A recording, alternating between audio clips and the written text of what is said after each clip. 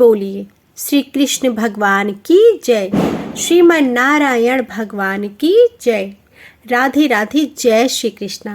आज आप सुनेंगे कार्तिक मास महात्म्य में अध्याय 5। अध्याय को प्रारंभ करने से पहले आप सुनेंगे तुलसी माता की पावन कथा, जिस कथा में भगवान श्री कृष्ण ने एक बूढ़ी माई को मुक्ति दिलाई थी। आज से आप अध्यायों के साथ साथ प्रतिदिन तुलसी माता की कथा भी सुनेंगे। मेरा पूरा प्रयास रहेगा कि आपको कार्तिक मास में अध्यायों के साथ तुलसी माता की कथा भी सुना सकूं। थोड़ा सा संयोग करके आप इन कथाओं को जरूर सुनिएगा। यदि आप थोड़ा भी इन कथाओं को सुनते हैं, हमारे चैनल पर आते हैं, तो प्लीज़ वीडियो को लाइक करके कमेंट बॉक्स में जय श्री हरि जरूर लिखिएगा। अब सुनिए तुलसी माता की पावन कथा। कार्तिक माह में सभी औरतें तुलसी जी को जल से सींचा करती थी। एक बुढ़िया ऐसी थी जो कार्तिक माह में तुलसी को सींचने जाती थी, और जब वह जाती तो तुलसी माता से कहती, हे तुलसी माता, सत्य की दाता, मैं तेरा बिरला सींचती हूँ, मुझे बहू दे, पीले रंग की धोती दे, मीठा ग्रास दे, बैकुंड में वास दे, अच्छी मौत दे, चंदन का कांठ दे, अच्छा राज दे, खाने को दाल भात दे, और 11 के दिन कृष्ण का कांधा दे। बुढ़िया की यह बात सुनकर तुलसी माता धीरे धीरे सूखने लगी। तुलसी माता को यूं सूखते देख भगवान श्री कृष्ण ने पूछा कि हे तुलसी, तुम दिन प्रतिदिन क्यों सूखती जा रही हो? तुलसी माता ने कहा कि बस मेरे मन की तो पूछो ही मत। भगवान ने कहा कि मैं नहीं पूछूंगा तो कौन पूछेगा? इस पर तुलसी माता कहती हैं कि एक बुढ़िया आती है और अपनी बात कहकर चली जाती है। मैं उसकी सभी बातों को तो पूरा कर दूंगी, लेकिन कृष्ण जी का कांधा कहाँ से लाऊंगी? भगवान श्री कृष्ण बोले कि वह मरेगी तो अपने आप ही कांधा देने आऊंगा, तुम बुढ़िया माई से यह बात कह देना। इसके बाद बुढ़िया मर गई। बुढ़िया के मरने पर सारा गांव इकट्ठा हो गया और उसका अंतिम संस्कार आने पर उसे उठाने लगे, लेकिन वह इतनी भारी हो गई थी कि जिससे उसका शरीर टस से मस हो ही नहीं रहा था। सभी बोले कि यह तो बहुत संस्कारी थी, पूजा पाठ करती थी, इसने कभी कोई पाप भी नहीं किया, फिर यह इतनी भारी कैसे होगी? बूढ़े ब्राह्मण के वेश में भगवान श्री कृष्ण आए और कहने लगे कि यह भीड़ कैसी है? तब गांव वाले बोले कि यह एक बुढ़िया पापिन थी जो आज मर गई है, इसकी अर्थी नहीं उठ रही, बहुत भारी हो गई है। भगवान बोले कि मुझे इसके कान में कुछ कहने दो, फिर यह उठ जाएगी। भगवान बुढ़िया के पास आए और उसके कान में कहा कि माई, तू अपने मन की कर ले, पीतांबर की धोती ले, मीठा ग्रास ले, बैकुंठ में वास ले, चटक की चाल ले, चंदन का कांठ ले, झालर की झनकार ले, दाल भात को जी, और कृष्ण का कांधा ले। भगवान की सभी बातें सुनकर बुढ़िया हल्की हो गई। भगवान अपने कांधे पर उसे ले गए। बुढ़िया को मुक्ति मिल गई और वह मुक्ति पाकर बैकुंठ को चली गई। हे तुलसी माता, जैसे आपने उस बुढ़िया माई की मुक्ति की, वैसे सभी की करना। जैसे भगवान ने उसे कांधा दिया, वैसा कांधा हमें भी देना।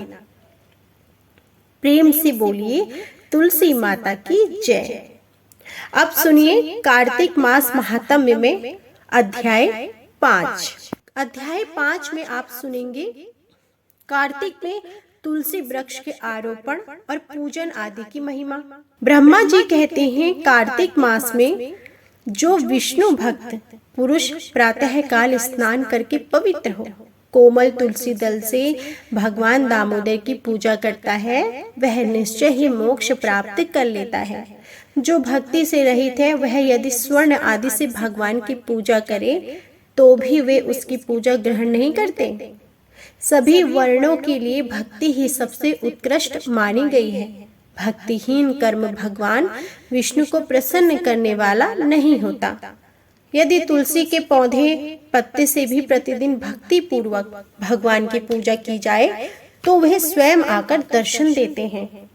पूर्व काल में भक्त विष्णुदास भक्ति पूर्वक तुलसी पूजन से शीघ्र ही विष्णु धाम को चला गया और राजा चौल उसकी तुलना में गौड़ हो गया। अब तुलसी का महात्म्य सुनो। वह पाप का नाश और पुण्य की वृद्धि करने वाली है। अपनी लगाई हुई तुलसी जितना ही अपने मूल का विस्तार करती है, उतने ही सहस्त्र युगों तक मनुष्य ब्रह्मलोक में प्रतिष्ठित होता है। यदि कोई तुलसी संयुक्त जल में स्नान करता है तो वह सब पापों से मुक्त हो भगवान विष्णु के लोक में आनंद का अनुभव करता है। हे महामुनि, जो लगाने के लिए तुलसी का संग्रह करता और लगाकर तुलसी का वन तैयार करता है, वह उतने से ही पाप मुक्त ब्रह्म भाव को प्राप्त होता है। जिसके घर में तुलसी का बगीचा विद्यमान है, उसका वह घर तीर्थ के समान है। वहाँ यमराज के दूत भी कभी नहीं जाते। तुलसी वन सब पापों को नष्ट करने वाला, पुण्यमय तथा अभीष्ट कामनाओं को देने वाला है। जो श्रेष्ठ मानव तुलसी का बगीचा लगाते हैं वे यमराज को नहीं देखते। जो मनुष्य तुलसी काष्ठ संयुक्त गंध धारण करता है, क्रियमाण पाप उसके शरीर का स्पर्श तक नहीं करता।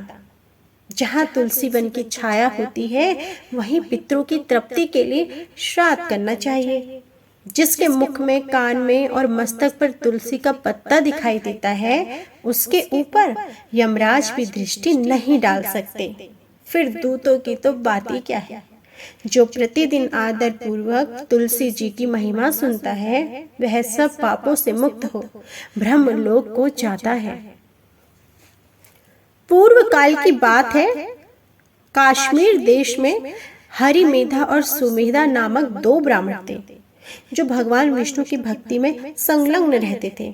उनके हृदय में संपूर्ण प्राणियों के प्रति दया थी। वे सब तत्वों का यथार्थ मर्म समझने वाले थे।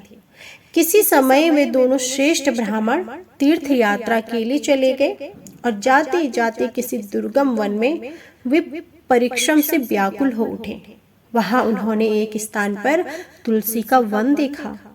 उनमें से सुमेधा ने वह तुलसी का महान वन देखकर उसकी परिक्रमा की और भक्ति पूर्वक प्रणाम किया। यह देख हरिमेधा ने तुलसी का महात्म्य और फल जानने के लिए बड़ी प्रसन्नता के साथ 4 बार पूछा, हे ब्राह्मण, अन्य देवताओं, तीर्थों, व्रतों और मुख्य मुख्य ब्राह्मणों के रहते तुमने तुलसी वन को क्यों प्रणाम किया? सुमेधा बोला, हे महाभाग, ध्यान पूर्वक सुनो। यहाँ धूप सता रही है, इसलिए हम लोग उस बरगद के समीप चले। उसकी छाया में बैठकर यथार्थ रूप से मैं सब बता दूंगा। वहां विश्राम करके सुमेधा ने हरिमेधा से कहा, हे विप्रवर, पूर्व काल में दुर्वासा के श्राप से जब इंद्र का ऐश्वर्य छिन गया था, उस समय ब्रह्मा आदि देवताओं और असुरों ने मिलकर क्षीर सागर का मंथन किया। उससे ऐरावत हाथी, कल्प वृक्ष, चंद्रमा, लक्ष्मी, उच्च श्रवा घोड़ा, कौस्तुभ मणि तथा धनवंतरी रूप भगवान श्रीहरि और दिव्य औषधियां प्रकट हुई। तदंतर अजरता और अमरता प्रदान करने वाले उस अमृत कलश को दोनों हाथों में लिए हुए भगवान श्री विष्णु बड़े हर्ष को प्राप्त हुए। उनके नेत्रों से आनंद की कुछ बूंदें उस अमृत के ऊपर गिरी। उसे तत्काल ही मंडलाकार तुलसी उत्पन्न हुई। इस प्रकार वहां प्रकट हुई लक्ष्मी तथा तुलसी को ब्रह्मा आदि देवताओं ने श्री हरि की सेवा में समर्पित किया और भगवान ने उन्हें ग्रहण कर लिया। तब से तुलसी जी जगदीश्वर भगवान विष्णु जी की अत्यंत प्रिय हो गई। संपूर्ण देवता भगवत प्रिया तुलसी जी की श्री विष्णु के समान ही पूजा करते हैं। भगवान नारायण संसार के रक्षक हैं और तुलसी उनकी प्रियतमा है, इसलिए मैंने उन्हें प्रणाम किया है। सुमेधा इस प्रकार कह ही रहे थे कि सूर्य के समान अत्यंत तेजस्वी एक विशाल विमान उनके निकट ही दिखाई दिया।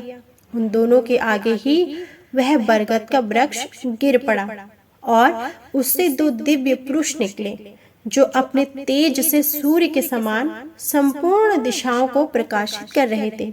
उन दोनों ने हरिमेधा और सुमेधा को प्रणाम किया। उन्हें देखकर वे दोनों ब्राह्मण भय से विह्वल हो गए और आश्चर्यचकित होकर बोले, अरे आप दोनों कौन हैं? देवताओं के समान आपका सर्व मंगलमय स्वरूप है।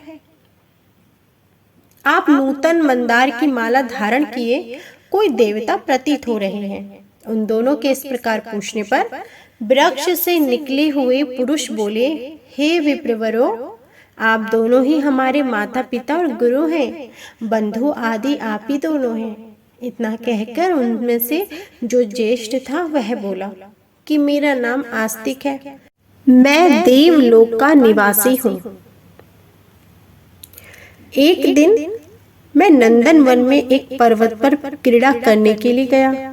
वहां देव अंगनाओं ने मेरे साथ इच्छा अनुसार विहार किया। उस समय युवतियों की मोती और बेला के हार तपस्या करते हुए लोमश मुनि के ऊपर गिर पड़े। वह सब देखकर मुनियों को बड़ा क्रोध हुआ।